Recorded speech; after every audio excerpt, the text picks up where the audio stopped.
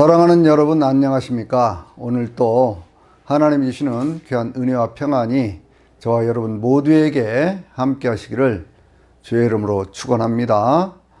오늘은요 이사야서 제2부에 해당하는 이사야 40장에서부터 55장까지에 있는 말씀을 중심으로 하나님의 구원은 진화가 아닌 하나님의 새 창조의 역사라는 제목으로 말씀을 드리도록 하겠습니다. 이사야 선지자는 주전 8세기경에 활동했던 예언자이고요. 그 예언자 이사야의 그 제자들로 쭉 이어져가는 그러한 말씀들이 2부와 3부로 이렇게 정리가 되어져 있는데, 그래서 이사야서는 크게 1장에서부터 39장까지 일부로 우리가 이 얘기를 하고 있고, 그 다음에 40장에서부터 55장까지를 제2부, 그리고 56장에서 66장까지의 말씀을 이사야 3부 이렇게 말씀을 합니다. 그래서 지난번에 제가 57강에 있는 말씀을 통해서 이사야 1장에서부터 39장까지 있는 말씀들을 정리해서 말씀을 드렸었는데요. 왜 이렇게 띄어서 얘기를 하느냐 그러면 이사야 1부하고 이사야 2부 사이에는 한 180년 정도의 시간적인 간격이 있기 때문에 그렇습니다. 그러니까 지금 제가 여러분과 함께 이렇게 쭉 성경을 공부해가는 그러한 방법은 시대적 역사적 그런 상황과 함께 더불어서 그 말씀들을 살펴보려고 하는 것이기 때문에 그렇습니다. 먼저 이사야 1장에서부터 39장까지 있는 말씀을 다시 요약해 보면요, 이 말씀의 내용들은 이사야가 하나님 앞에서 우시야 왕이 죽던 때에 부름을 받았던 내용에서부터 출발을 하죠. 그 내용이 이사야 6장에 있는데요. 이스라엘의 어떤 그런 죄악에 대한 것을 전부 이렇게 지적을 한 다음에 바로 그 시대의 왕이었던 우시야가 세상을 떠나게 됩니다. 우시야는 상당히 좋은 왕이었지만 그가 하나님의 함께 하심으로 저가 강성하여짐에 교만해졌다라고 하는 그런 표현이 역대기에 나오는 것을 보면 사람은 여전히 잘 될 때 겸손하기가 굉장히 힘들다라고 하는 것을 우리가 볼 수가 있는 것이죠. 우시야가 하나님의 제단에서 그 분향을 자기가 하려고 하다가 제사장들이 제지를 할 때 그때에 화를 내다가 문둥병이 생겼어요. 그래가지고 그가 뒷방으로 유폐가 되어져서 그렇게 해서 이제 세월을 보내고 그 뒤에 왕이 되었던 그런 사람들이 그 아들 요담이 2년, 그리고 아하스 시대를 넘어서서 히스기야 시대까지의 그 기록이 1장에서부터 39장까지에 있는 말씀이거든요. 그 우시야가 죽던 때 왕이 선지자로 부름을 받았다라고 하는 그런 말씀은 무슨 뜻일까요? 그것은 우시야가 세상의 왕인데 세상의 왕이 죽었을 때 성전 가운데 보좌에 앉으신 하나님의 모습을 보면서 인간의 세상은 자꾸만 변해간다고 할지라도 그러나 여전히 이 모든 세상을 창조하시고 운행하시는 분은 하나님이시다라고 하는 것을 알 수 있게 되어지는 것입니다. 바로 거기에서 이사야는 거룩하신 하나님의 모습과 자기 입술에 제단 숯불을 대어주면서 내 죄가 사해졌느니라 라고 하는 그런 음성을 듣고 그때 하나님 앞에 서원을 했죠. 하나님 말씀하시기를 내가 누구를 보낼 거라고 말씀을 할 때에 그때 이사야가 말하지 않습니까? 주여 제가 여기 있사오니 나를 보내소서라고 이렇게 말씀을 합니다. 그래서 우시야가 죽고 난 뒤에요, 한 2년 정도 그 아들이었던 요담이 그렇게 왕이 되었는데 그는 별다른 치적이 없이 그렇게 세상을 떠납니다. 그래서 그 다음에 이제 아들이었던 아하스가 왕이 되었어요. 아하스가 왕이 되었을 때 국제 정세가 굉장히 혼란한 상태에 빠져 있었죠. 그것은 신흥 강대국으로 떠올랐던 아수르라고 하는 나라에 의해서 북쪽에 있는 이스라엘이라든지 시리아와 같은 그런 나라들이 침략을 당하게 되거든요. 그때 북쪽에 있는 이스라엘 그리고 시리아가 남쪽 유다와 함께 이렇게 연합해서 아수르를 대적하자 이렇게 얘기를 할 때 남쪽의 왕이었던 아하스는 그런 방법을 택하지 않고 오히려 자기 그 왕궁에 있는 그런 보물이라든지 성전에 있는 모든 금을 벗겨서 그렇게 해가지고 아수르 왕에게 그걸 뇌물로 주면서 그 곤경에서부터 벗어나는 그 모습을 우리가 볼 수가 있습니다. 그때 선지자였던 이 이사야 선지자가요, 하나님이 함께 하시니까 그를 두려워하지 말라라고 얘기를 하면서 어떤 징조를 구하라고 얘기를 했을 때 아하스는 이미 자기 마음에 그 아수르를 대적하지 않고 그들과 타협을 하려고는 그런 전략이 서 있었기 때문에 그래서 이제 나는 징조를 구하지 않겠습니다라고는 그런 얘기를 하지요. 그럴 때 이 이사야를 통해서 주었던 그 유명한 말씀이 이사야 7장 14절에 있는 말씀, 처녀가 잉태하여 아들을 낳으리니 그 이름을 임마누엘이라 하리라 라고는 그 위대한 말씀이 그렇게 선포가 되는 것을 볼 수가 있어요. 그러니까 성경의 예언은 항상 이중적인 어떤 성격이 있다고 그랬죠. 현실을 넘어서서 영원한 미래를 바라보게 하는 그 내용들이 성경에 계속해서 나오고 있는 것을 볼 수가 있습니다. 아하스는 계속해서 아수르와 타협을 하면서 성전에 하나님을 보시는 그 성전에 아수르의 우상도 함께 세워놓고 그렇게 종교 혼합주의, 그러니까 우리는 하나님도 섬기지만 아수르의 신도 섬긴다라고 하는 그런 식으로 해서 나라가 온전히 영적으로 혼탁해져 가는 그러한 모습들을 우리가 볼 수 있거든요. 그때 이사야는 계속해서 예언하는 그러한 말씀들이 이사야 9장 6절에 있는 그러한 말씀을 보면 우리에게 한 아이가 주어졌는데 그는 기묘자여 모사여 전능하신 하나님이여 영존하시는 아버지 평강의 왕이라고 하는 그러한 이름의 메시아가 온다라고는 말씀을 하고 있고, 또 11장에 있는 그러한 말씀을 보면은요, 거기에는 그 아이에게 한 하나님의 영이 임하게 되어지는데 그 영은 여호와의 영, 지혜와 총명의 신, 모략과 재능의 신, 그리고 지식과 여호와 하나님을 경외하는 신, 이렇게 말씀하고 있는 것을 우리가 볼 수가 있습니다. 여전히 하나님을 의지해야 된다고는 계속된 그러한 말씀을 주고 하나님께서 구원자를 보내주실 것이라는 그러한 예언의 말씀을 줌에도 불구하고 아하스는 여전히 아수르와 타협을 하고 애굽을 의지하고 그렇게 하면서 그 시대를 넘어가게 되어지죠. 그리고 이제 그 뒤에 왕이 되는 것이 히스기야인데 이 히스기야의 어떤 그 사역에 대한 것들이 36장에서부터 39장까지에 있는 말씀들이거든요. 그래서 이제 거기를 보면 이제 북쪽 이스라엘이 아수르에 의해서 멸망을 당했죠. BC 722년의 사건입니다. 그러고는 남쪽으로 쳐들어와서 유다를 전부 멸망을 시키고 예루살렘 성을 완전히 둘러싼 그 모습이 보여지고 있죠. 사네립에 의해서 그렇게 둘러싸여 있을 때 그 시종이었던 랍사게가 아주 모욕적인 언사로 하나님을 모독하고 그리고 이스라엘 백성들, 남쪽 유다의 백성들을 아주 공포에 질리게 하는 그러한 말들을 하는 것을 볼 수 있습니다. 그런데 여기서 중요한 것은 뭐냐면요, 아하스는 하나님을 의지하는 그러한 징조를 구하지 않겠다라고 얘기를 했지만 히스기야는 그와 같은 내용들을 들고 하나님의 성전에 들어가서 하나님 앞에서 그 편지를 펴놓고 하나님 앞에 기도를 하는 모습을 볼 수가 있고, 이사야 선지자에게 하나님 앞에 기도해 주시오 라고 하는 그것을 요청하는 것을 볼 수가 있습니다. 그러한 요청 속에서 하나님께서 하나님의 사자들을 보내서 전군 천사를 보내서 이 아수르의 군대를 치게 하고 그렇게 해서 18만 5천 명이 그날 밤에 몰살을 하고 사네립은 자기 고향 땅에 돌아가서 거기에서 죽임을 당하는 그 모습을 우리에게 보여주고 있습니다. 그 다음에 있는 사건이 뭐예요? 이사야 38장에 아주 유명한 말씀이 있죠. 이 히스기야가 병이 들었습니다. 죽을 병이 들었어요. 그래서 이제 이사야 선지자가 찾아와서 주변 정리하시오. 당신은 죽을 겁니다. 라고 얘기를 했을 때 이 히스기야가 하나님의 성전 벽을 향해서 막 하나님 앞에 기도하면서 하나님 이전에 내가 성실과 전심으로 행하였던 것을 기억하여 주시옵소서라고 기도를 하지요.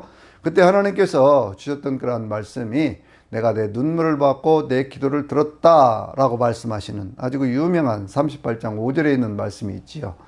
저와 여러분의 인생에도요, 어떤 문제가 생겼을 때 하나님 앞에 흘리는 그 눈물이 있고 그 눈물 속에서 드리는 그 애절한 기도가 하나님 앞에 상달되면 인생의 문제는 해결될 수 있다라고 하는 것이 성경적인 해답이라고 하는 것이죠.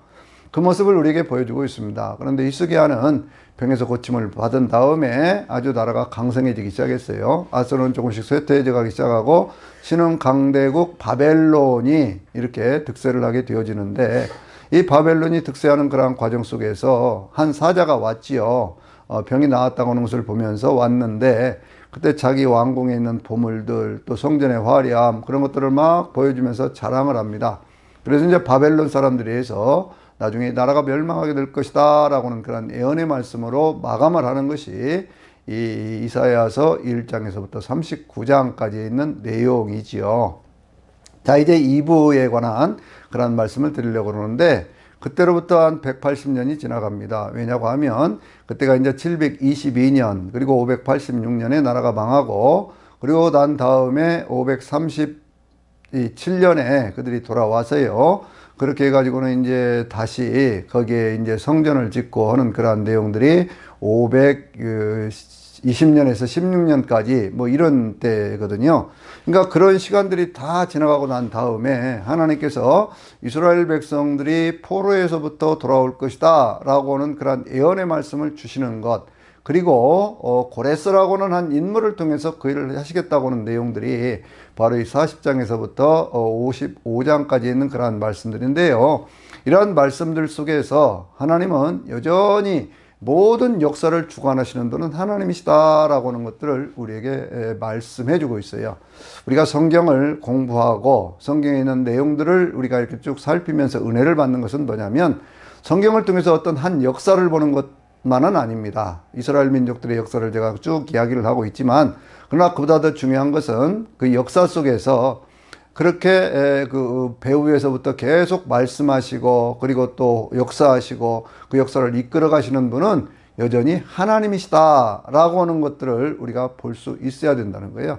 그래서 우리는요, 신앙의 맨 첫 출발점이 뭡니까? 전능하사 천지를 만드신 하나님 아버지를 내가 믿는 것이고요. 그리고 맨 마지막에 우리의 죄사함을 받는 것, 그리고 몸이 다사는 것, 영원히 사는 것, 이걸 믿는 것입니다. 그러니까 우리는요, 성경을 읽을 때 누구를 만나야 되느냐? 하나님을 만나야 돼요. 하나님을 만나고 그 하나님의 은혜를 받아야 되고요.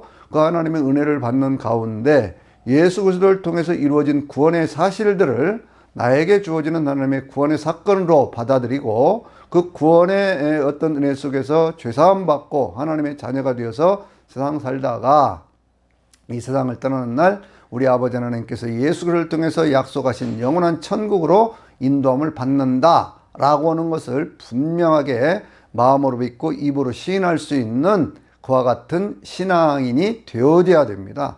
성경을 읽는 것은요, 어떤 무슨 철학적인 교훈이라든지 무슨 윤리적인 교훈이라든지 무슨 과학적인 사실이라든지 이런 걸 알려고 하는 게 아니에요. 성경은 우리 교회에 주어진 하나님의 말씀이기 때문에 성경을 성경으로 해석한다라고 하는 것은 성경이 교회에 주어진 경전이고, 성경은 하나님의 말씀이기 때문에 오늘 우리에게 주어지는 하나님의 말씀으로 받고, 그 말씀 속에 주어진 것들 오늘 우리가 실천하며 살아야 되는 것, 바로 그것을 알아야 되고 그것을 마음으로 믿어야 되고 그리고 그걸 고백해야 되고 그것을 실천해야 된다라고 하는 이 기본적인 원칙은 반드시 지켜져야 되는 것입니다.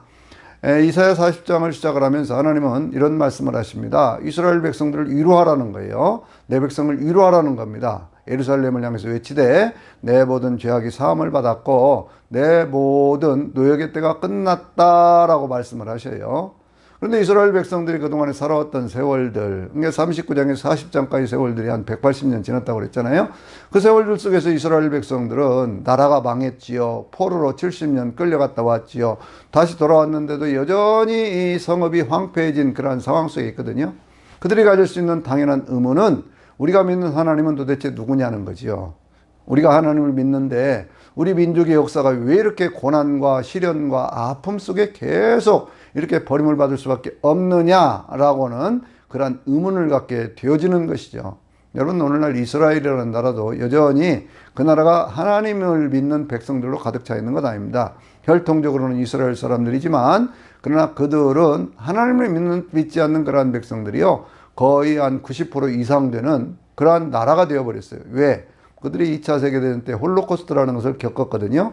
600만의 사람들, 자기의 동족들이 그냥 애꿎은 사람들이 단지 유대인이라고는 이유만으로 세상을 떠나게 되었을 때에 그들 가운데 우리가 믿는 하나님은 어디 있느냐라고 하는 그런 당연한 의문이 생길 수밖에 없었던 것이고, 그 여파로 오늘날 이스라엘은요, 하나님을 믿지 않으나 그냥 혈통적 유대인들로 채워져 있는 그 모습을 보여주고 있고, 그래서 끊임없이 자기 민족의 생존을 위해서 주변국들과 전쟁을 하는 그러한 나라가 되었다라고 하는 것도 우리가 알아둘 필요가 있습니다.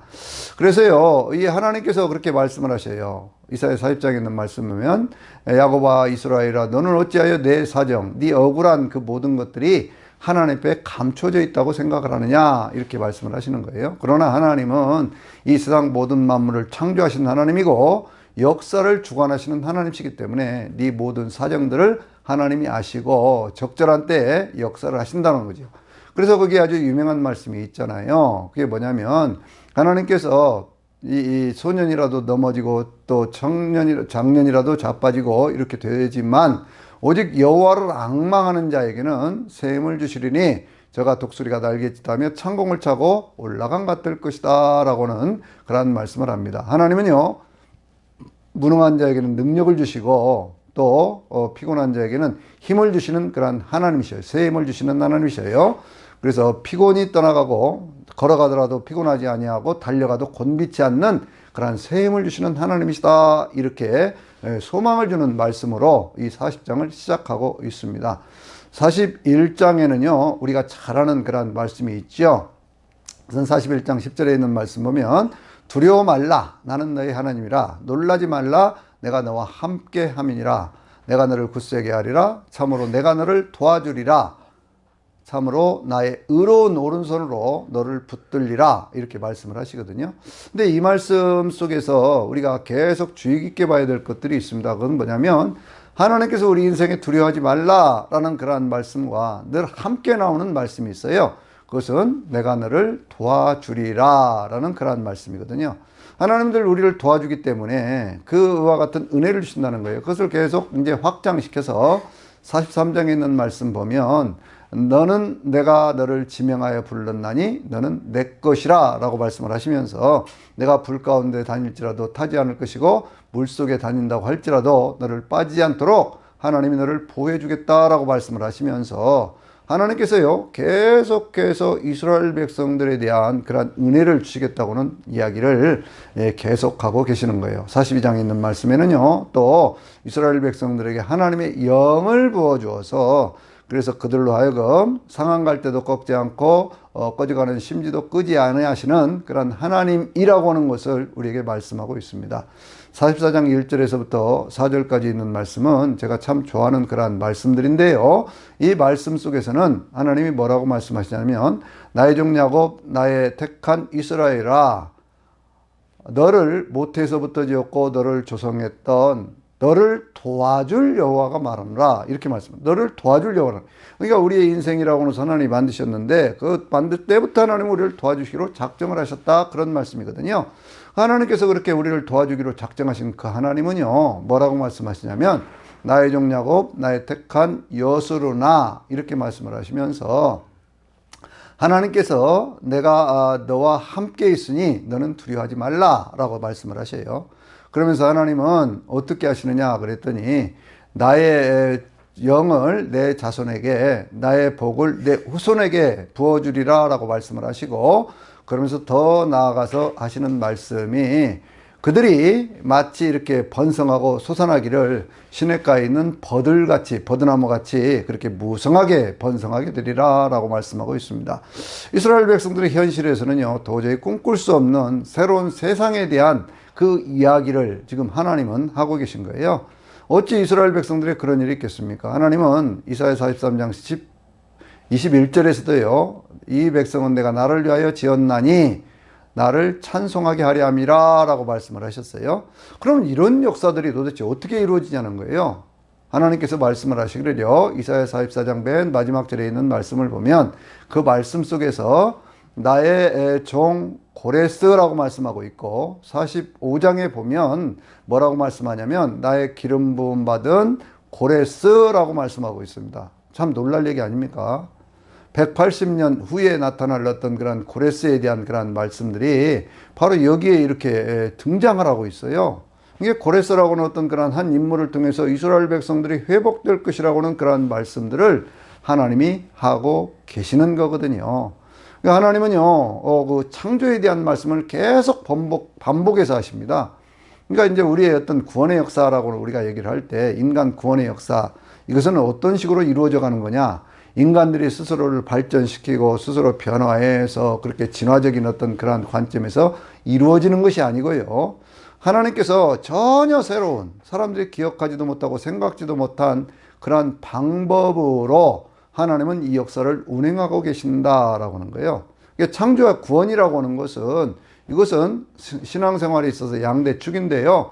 우리가 이 인류 역사의 모든 과정들을 보면 이 구원에 대한 얘기를 할 때 진화론적인 관점에서부터 이것을 접근해가는 사람들이 있거든요. 그건 뭐냐면 인간이 옛날 어떤 미생물에서부터 출발해서 시간이 지나가면서 한 1만 년 전에 인간이 출현을 했고, 그리고 인간들이 자꾸 문명을 발전시켜 가면서 오늘날같이 되었으니까 이것을 어떤 진화적인 관점에서 인간이 스스로의 노력, 깨달음을 통해서라도 구원받을 수 있다라고 하는 식의 그러한 논리들이 팽배해 있지 않습니까? 그걸 소위 철학적 사고, 과학적 사고라고 얘기를 합니다.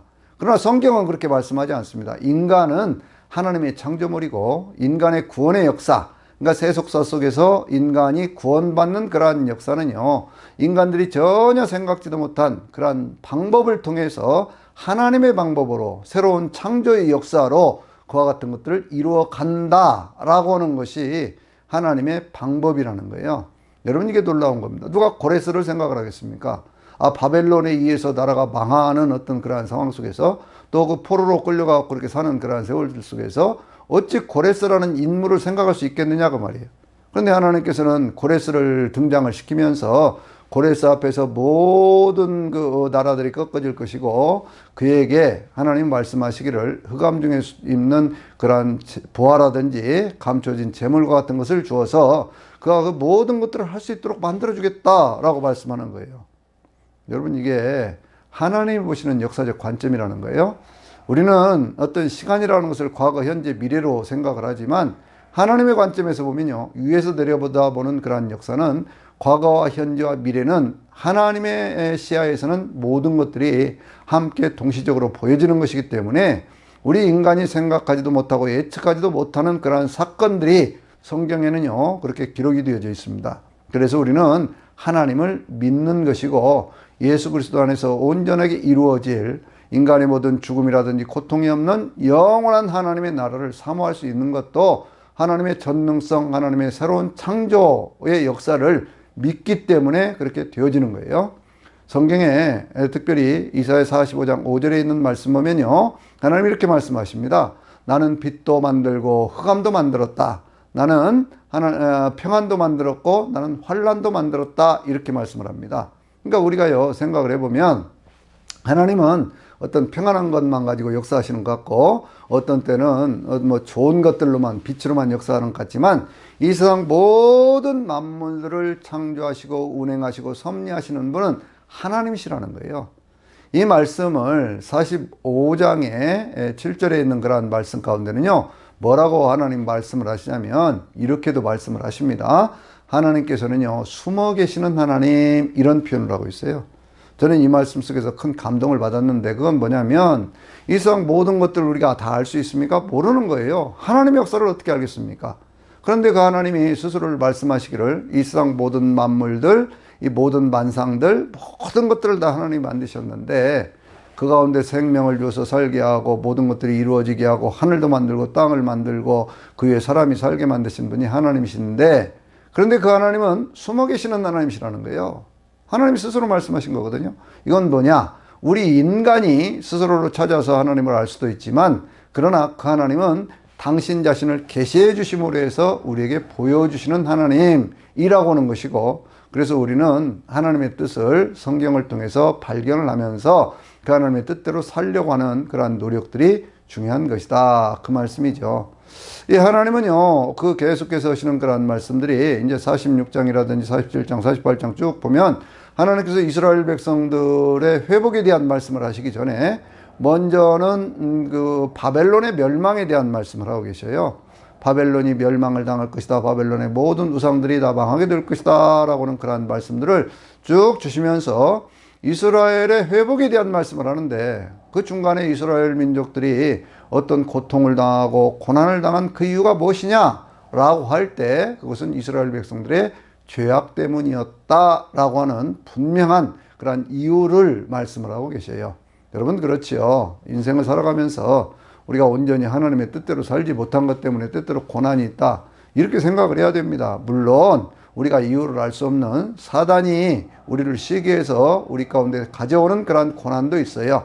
그러나 때때로 우리는 스스로를 돌아봐야 되는 것은 뭐냐면 내가 하나님의 뜻대로 온전히 살아가고 있는가 라고 하는 것을 생각해 봐야 되죠. 그래서 하나님의 뜻대로 살 때 성령님은 우리의 영과 더불어서 우리가 하나님의 자녀인 것을 날마다 그렇게 증거하시는 것 아니겠습니까? 그래서 하나님께서는요, 역사의 차원을 바꾸어 가십니다. 이게 정말 놀라운 거예요. 이사야 40장에서 55장까지 해서 우리가 발견해야 될 것은 바로 그건데, 그것은 뭐냐면 하나님께서 한 종, 고난받는 종을 등장을 시키셔요. 고레스라고는 그 인물은 그 역사의 가장 페르시아의 건국자의 위대한 그런 왕 아닙니까? 그런데 이 고레스의 얘기가 아니라 고난받는 종에 대한 말씀을 하시거든요. 그 고난받는 종이라고 하는 것은 어떤 수욕을 당하고 모욕을 당하고 수치를 당하고 막 그런 모습들을 하나님이 보여주시면서 우리가 잘 아는 이사야 53장에 고난받는 종의 노래라고 하는 그 고난받는 종의 네 번째 노래거든요. 그게 그 말씀을 우리에게 주시는 겁니다. 거기에 보면 우리가 전한 것을 도대체 누가 믿었느냐, 우리가 말하는 것을 도대체 누가 생각이나 했겠느냐라는 그런 말씀에서부터 시작을 해서 그가 당하는 모든 고난과 수욕이 우리의 죄악 때문이고 그런 것인데 우리는 그것이 하나님께 징벌을 받아서 그런 줄 알았다 이렇게 말씀을 하고 있잖아요. 그러면서 뭐라고 말씀합니까? 6절과 7절에 있는 그런 말씀들을 보면은요, 그가 찔림은 우리의 허물을 인하며 그가 상함은 우리의 죄악을 인함이라. 그가 징계를 받음으로 우리는 평화를 누리고 우리가 그가 채찍에 맞음으로 우리는 나음을 입었도다. 여러분, 이 말씀은 예수 그리스도를 빼놓고는 절대로 생각할 수 없는 거예요. 그러니까 이것은 무슨 문제입니까?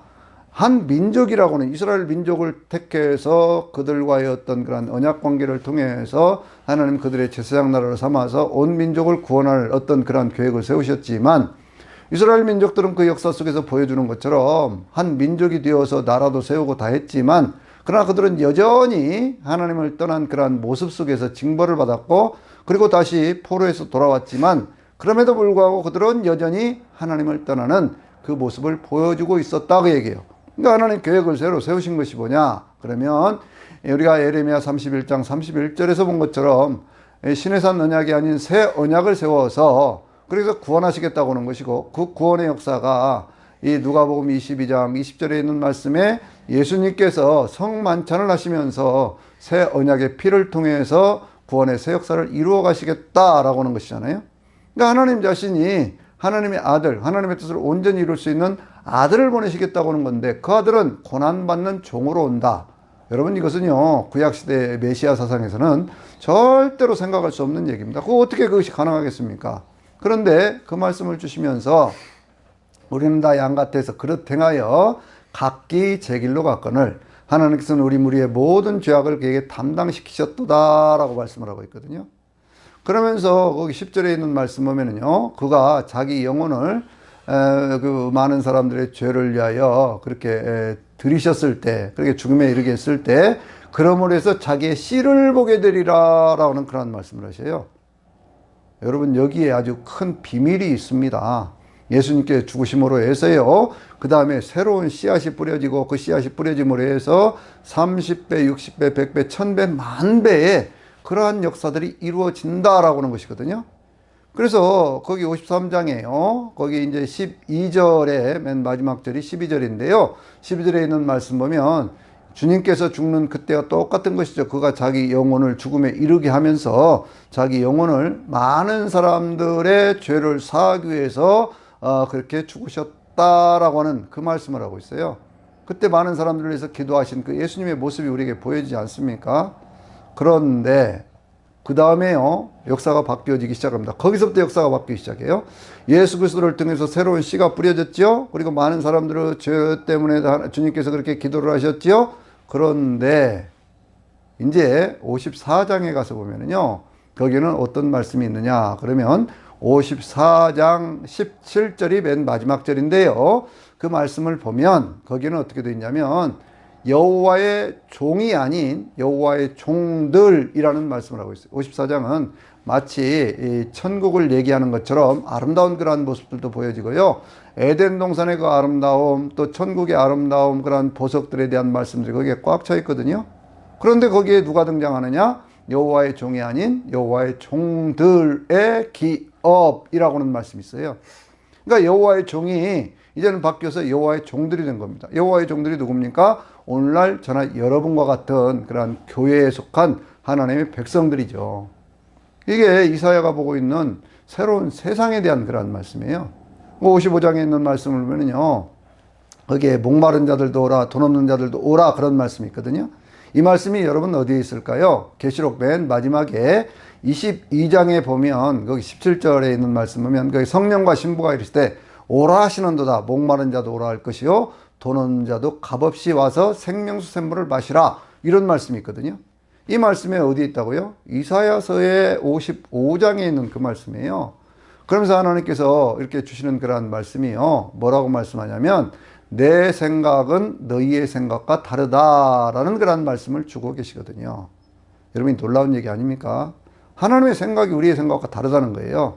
그래서 하나님께서 모든 구원의 역사를 이루어 가시는 것이, 그것이 이제 56장에서부터 66장까지 있는 그런 말씀들인데, 그 말씀을 보면 구체적 현실에서는 어떻게 살아야 할 것인지, 그리고 하나님께서 주시는 새하늘과 새 땅의 역사는 어떻게 이루어지는 것인지 65장에, 그리고 66장에 보면 거기는 천국과 지옥에 대한 그런 말씀으로 마감을 하고 있거든요.